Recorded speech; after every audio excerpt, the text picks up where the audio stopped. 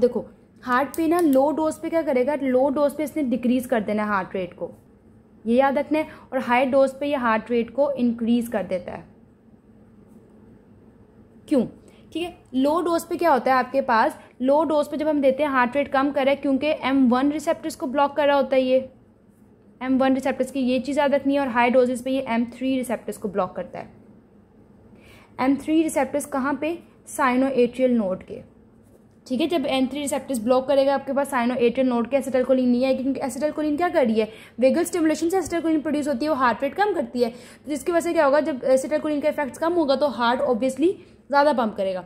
M3 receptors block हो रहे हैं, यहाँ पे M1 रिसेप्टर्स ब्लॉक हो रहे होते हैं। M1 रिसेप्टर जो आपके पास प्री साइनाप्टिक न्यूरॉन थी ना, वो भी इनहिबिटरी न्यूरॉन, ठीक है, वहाँ पे M1 रिसेप्टर्स ब्लॉक करके हार्ट रेट कम कर देता है। ये हो गया इसका इफेक्ट एट हार्ट। ठीक है, तो अभी तक हमने आई पे इफेक्ट देख लिया इसका, ठीक है, हमने GIT पे भी देख लिया, अब हार्ट पे भी देख लिया। अब हमने इसका इफेक्ट जो है वो देखना है सिक्रीशंस पे। तो सिक्रीशंस पे इसका इफेक्ट ये होता है कि ये आपके पास सारी के सारी सिक्रीशंस कम करवा देते हैं।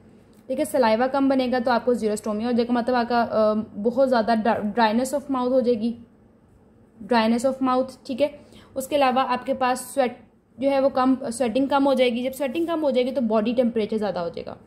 ठीक है, स्वेटिंग से आपके पास सारे के जो है वो वेस्ट मटेरियल्स भी निकलते थे, बॉडी की हीट भी रिलीज होती थी। जब ऐसा कुछ नहीं होगा तो बॉडी का टेम्परेचर राइज होगा। दैट्स वाई जो है बच्चों में एट्रोपिन जो है वो कॉन्ट्राइंडिकेट की जाती है, क्योंकि उनमें स्वेटिंग जब कम होती है तो बॉडी टेम्परेचर उनमें रेज हो जाता है, जो कि उनके लिए फैटल होता है। ठीक है, टीयर्स की प्रोडक्शन भी कम करवा देता है। और ये सारे के सारे इफेक्ट्स हो गए इसके। अब हम बात करेंगे इट्स थेराप्यूटिक यूजेस। ठीक है, ये हमने सारे एक्शंस देख लिए, अब हम इसके थेराप्यूटिक यूजेस की तरफ चलते हैं। अब इसके थेराप्यूटिक यूजेस ना हमने कहाँ कहाँ पढ़ने हैं।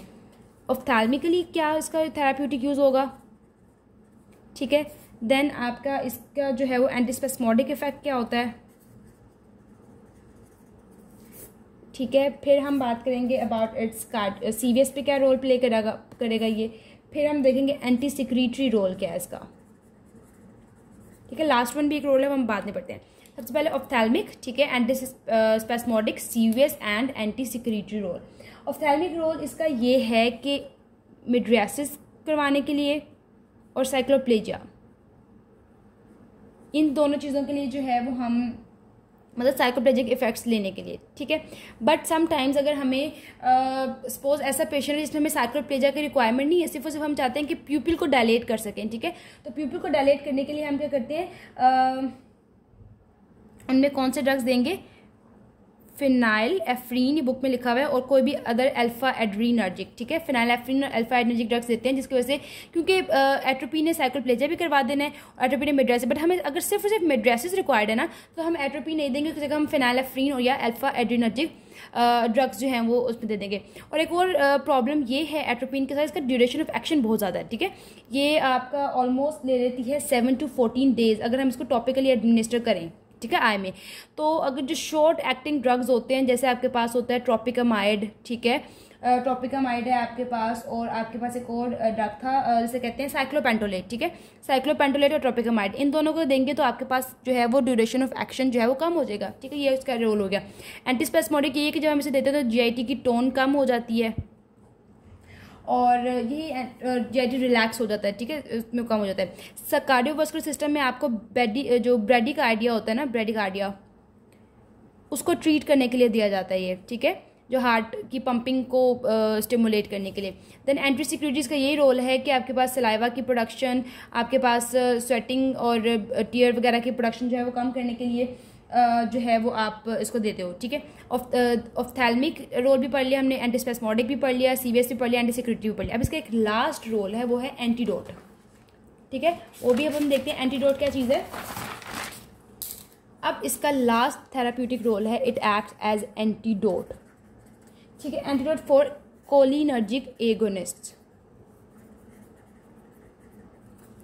अब देखो कोलिनर्जिक एगोनिस्ट अगर आप रिवाइज करो तो उसमें हमारे पास कुछ डायरेक्ट एक्टिंग थे, कुछ इनडायरेक्ट थे, जिसमें रिवर्सिबल और इरिवर्सिबल था। ठीक है, तो जो हमारे पास इरिवर्सिबल थे हमने बात की थी वो ऑर्गेनोफॉस्फेट्स थे। ठीक है, जिसको हम नर्व गैसेस भी कह रहे थे, वो आपके पास क्या थे, पॉइजनस थे। ठीक है, ऑर्गेनोफॉस्फेट पॉइजनिंग को रिवर्स करने के लिए हम इसे यूज़ कर रहे थे, ठीक है। और अगर आपने ओवरडोज दे दी हुई है कोलिनर्जिक एगोनिस्ट जो थे, जैसे कि आप फाइजोस्टिगमीन है या कोई भी ड्रग है, ठीक है, उनकी अगर आपने जो एंटीकोलिनेस्टरोसिस थे अगर उनकी ओवरडोज है उसको ट्रीट करने के लिए भी आप क्या दे रहे होते हो,